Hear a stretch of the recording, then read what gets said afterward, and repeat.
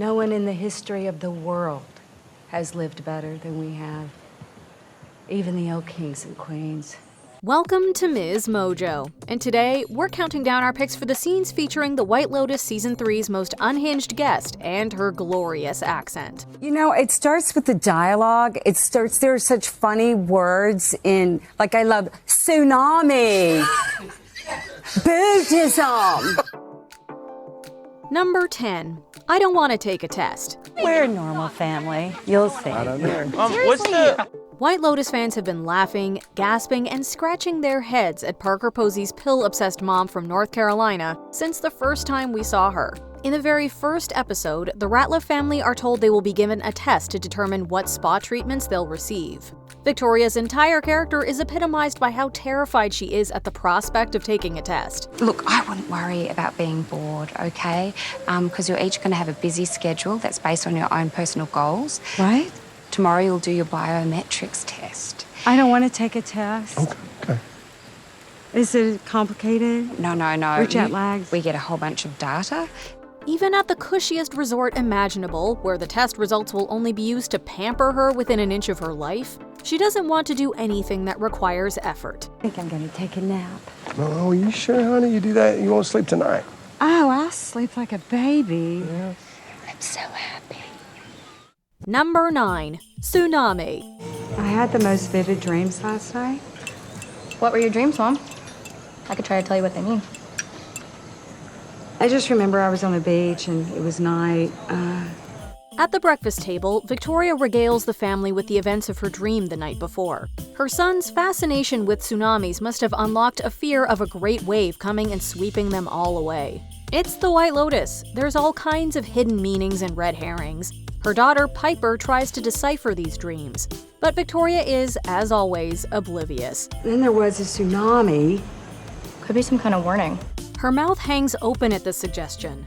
Her big takeaway is no more talk about tsunami disasters. The most iconic thing about the scene is Parker Posey's pronunciation of the word tsunami itself. It will live on long after the season's over. Yeah, and we all dream about fire and snakes because we're all afraid of fire and snakes. I mean, it's not that deep. You know, you don't know everything. Just no more tsunami videos before bed. Number 8. Convention for con men and tax cheats. Well, that was stressful. I thought I was going to have a grand mal seizure. Victoria Ratliff at her best is goofy and aloof. At her worst, she's antisocial, judgmental, and rude. But her reaction to having to socialize at a yacht party is completely understandable. Well, I feel trapped, Piper. On a boat I don't want to be on, with a bunch of people I don't want to talk to. Oh, come on, don't be so judgmental. She already doesn't want to go when her son suggests it. But her complete disgust at these suspicious bald men with their younger girlfriends is one of the few times she makes any sense. Yeah, I wouldn't be surprised if a few of them were actual killers. You think men like that only exist in bad movies? Turns out they're real. Still, we won't go so far as to say she's relatable. However, this is one of those times when the eccentric and terminally detached Victoria accidentally stumbles upon a genuinely perceptive thought. She's right, the boat was full of tax cheats and con men. Unbeknownst to her, her husband is one of them. What was that? That was a convention for con men and tax cheats. Number 7. Ignoring Kate. Sorry. Hi. I'm sorry. This is really bothering me. Is your name Victoria? I saw you on the boat yesterday, and I was like, I've met her somewhere, and I think I've placed it. Do you know Claire Popovich? Yes, I do. One thing Victoria will not do is socialize for the sake of socializing. Clearly, this is not something Kate shares. During breakfast one morning, she saunters up to the Ratliff's table and reintroduces herself to Victoria. Apparently, the two met during a baby shower for a mutual friend. Not only can Victoria not be bothered to even pretend, but when she does engage, she's so rude it's hard to write it off as the character's standard eccentricity. But do you remember meeting me? Yeah, your hair was different, right? Parker Posey sells the character's total disinterest with the strangest yet totally iconic hand gesture imaginable. The hilarious thing is that she doesn't even see how this is a social faux pas. She doesn't care. Claire is one of my great friends in Austin, and yeah, we spent a weekend together. Hi. Yes. Number 6. Making a deal with Piper. Mom, you're just gonna have to accept that this is happening and I'm doing this and it's not the worst thing in the world. You think that now, but once you get here, you're not going to like it. The 6th episode sees Victoria Ratliff in rare form. Her permanent lorazepam haze has lifted enough that she's engaging with the world in full for the first time in a while. She's sharp in every sense of the word. After doing some investigating, she's still not convinced that her daughter actually wants to live in the incredibly humble conditions of the monastery. So she makes a deal. I will support it. Well, I won't support it, but I will keep my mouth shut if you stay here for one night. Stay here tonight, sleep here, and if you still think this is a place where you want to spend a whole year, then do it. La-di-da. Calling her daughter's bluff, she needs to spend one night in the place. If she still wants to live there for a year, Victoria promises she'll shut up about it. Is this Victoria projecting her own unwillingness to be uncomfortable on her daughter, or a moment of actual decent parenting for once? Nope, Victoria was right on the money. I don't know if they'll let me or if they have room. Oh, they have room. How do you know? Because I did a whole tour, and I saw how they live. Number 5. Introduction. The Ratliff family, yes? That's us. How was your flight? Long layover in Doha, but it's all forgotten now. We flew over the North Pole. The second Parker Posey makes landfall in the very first episode, she is a sight to behold. There is clear evidence that she is living in what we'll call a chemically altered reality. Meeting the staff of the Thai White Lotus Resort, she sounds like a child as she explains their long plane ride took them over the North Pole. Borderline rambling, she explains her entire family's educational history to the polite but confused owner of the resort. The way she pronounces the word Tar Heel alone is enough to lock us into the insanity the season clearly has on offer. I was also a Tar Heel, but Timothy went to Duke. Saxon graduated Duke. Lachlan, our youngest, just got accepted to both, so you can imagine it's a whole thing. Number 4. Lorazepam. You think you'll be able to sleep after you napped all day?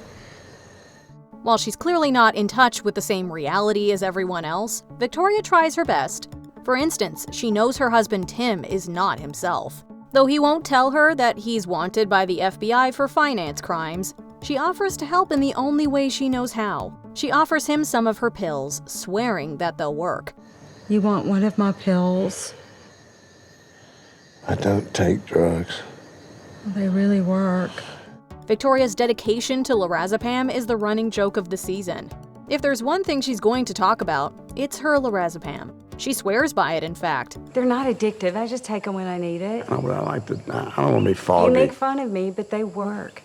At this rate, Parker Posey is going to net herself a spokesperson contract. Number 3. Books, concubines, and cults. What if it's a cult, Piper? We need to look into it. We haven't even seen the place. Mom? Season 3, Episode 5 sees Piper Ratliff finally telling her parents that she wants to move to Thailand to live in a monastery.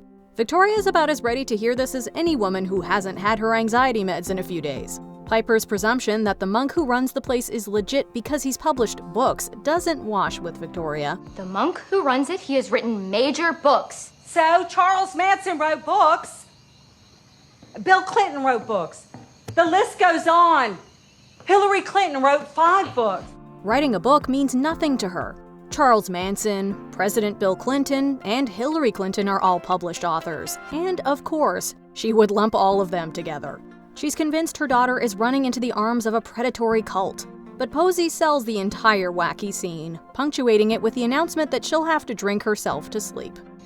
I don't even have my lorazepam. I'm gonna have to drink myself to sleep. Number 2. An uncomfortable life. Why would you encourage her to move to a monastery? What's next? You ready to shave her head and start banging a bongo in Times Square? Victoria knows how to say the worst thing to her husband at the very worst time. While he's been keeping his crumbling empire and the family's financial ruin to himself, his wife is struck by their daughter's decision to live humbly in a monastery. She admits that she would rather die than live an uncomfortable life in any form of poverty. It's an incredible statement that she hilariously and hauntingly doubles down on. What if we lost everything? We're not going to lose everything. No. No. And if we did, honestly, I don't know if I'd want to live. It simultaneously shows us just how much she actually knows about herself, and also just how proudly out of touch she is with her husband, their finances, and the world in general. At this age, I'm meant to live an uncomfortable life. I don't have the will. You do? Sure you do. No. I just don't have it in me. Before we continue, be sure to subscribe to our channel and ring the bell to get notified about our latest videos. You have the option to be notified for occasional videos or all of them. If you're on your phone, make sure you go into your settings and switch on notifications. Number 1. You want to live in Taiwan? But you're not a Buddhist. Is there anything that encapsulates Victoria Ratliff's self-absorption more than not knowing what country she's in? The family has been in Thailand almost a week when Piper tells her parents she is not a Christian but a Buddhist. Victoria is already beside herself by this revelation when Piper tells her that she wants to stay in a monastery for a year.